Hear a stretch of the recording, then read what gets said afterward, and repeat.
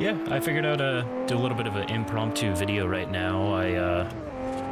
You know, with Forza Horizon 6 coming up, I just wanted to maybe play some old Horizon games, and I had actually never played Forza Horizon 1 before, so I did the arduous process of, you know, being able to capture my Xbox 360, wink wink, nudge nudge, and so far this game hits different. Like, I get what people mean about, like, the vibe that was different in Horizon 1, and hopefully Playground Games in Turn 10 are kind of hopefully able to kind of capitalize back on that, because I feel like they have the grounds for it in terms of the story that they've kind of teased to us about, like, what they want to do with the story.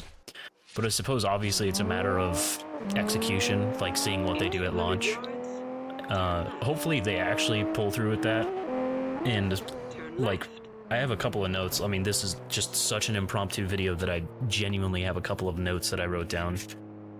And with the Japanese car culture, obviously, I feel like there's a lot of popular videos out there of people that kind of get to tour shops around Japan, like body kit shops, and I saw one that was like the RWB shop, and there's like just fenders and hoods hanging from the ceiling, and they have like a little party going on in there, and it's like crowded as hell. Obviously, like, maybe doing cafe parties and stuff like that, they could include in the story or some dialogue or something. I mean, that's just kind of fan fiction at this point and, like, complete conjecture. But I guess overall what I really mean is just, like, small stories to tell from these body shops. Like, hopefully they're not just, like, you know, like, static sec pieces like these stores right here.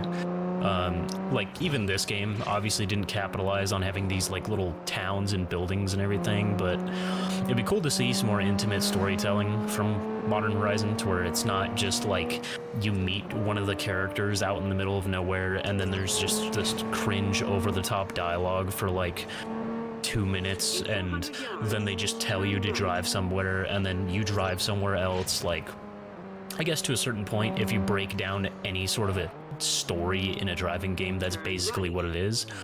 But, like, I just can't help but think that, like, maybe there's a little bit more that they could do with the story that maybe would feed more into the kind of a vibe of the festival, and hopefully being able to capitalize on that.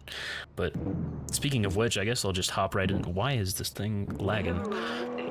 Just hop into the street scene here, and there were like a couple of cool little story cutscenes, and just like the small personalities that you get from these people is actually kind of sick. What was this one? The B class. Oh, okay. What? This thing is not eligible. It's A class. This car is rapid.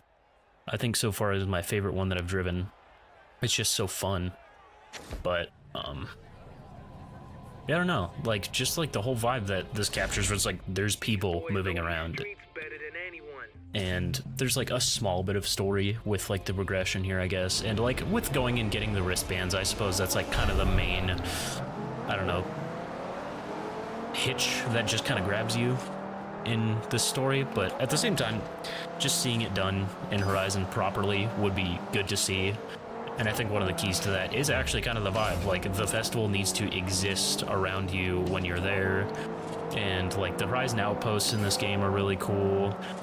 The fact that there's one festival versus many festivals really isn't up for debate. I mean, I don't think that having multiple festival locations versus just the one festival is like too big of a deal. But having just the one festival probably would kind of bring it a little bit more to an intimate level, towards like that's your home base for the festival, and it just kind of makes sense. You know, something like Grid Life is probably not going to have multiple massive venue stage locations for a festival or something like that. Like, just bringing it back to more of a grounded reality, I guess. Uh-oh, I fucking boofed that. Sorry about that. And I've been driving first person a lot as well, and hopefully, I think if I do a Forza Horizon 6 playthrough, I would want to switch between, you know, third person and first person, but I would also want to do like a playthrough that's kind of like really committing to the immersive aspect of like you're the tourist sort of a thing. So like, I want to try and do very streetable cars that are like maybe A-class tops for the most part, but like kind of averaging out on B-class even.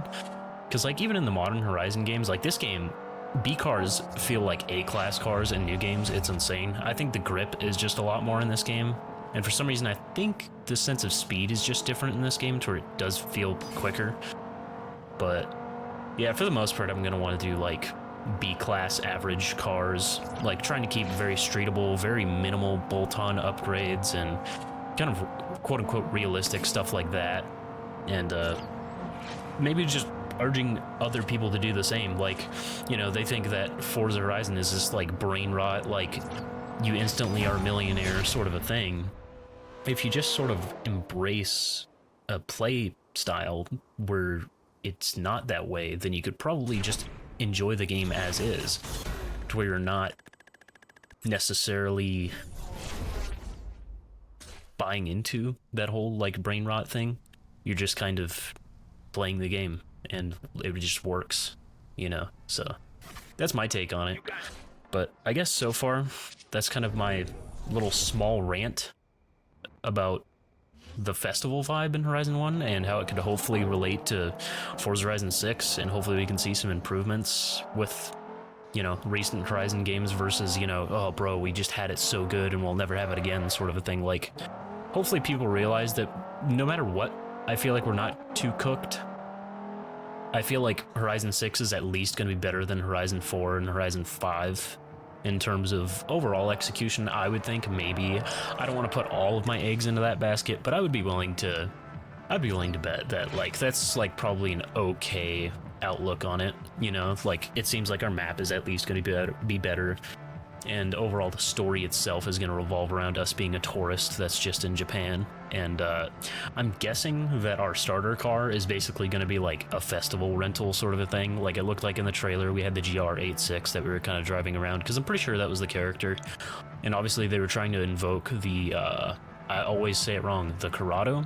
They always try to invoke the Corrado kind of a vibe with like the small red starter car. And I'm assuming it's probably going to be like maybe C-class, but like I would bet that it might be B-class.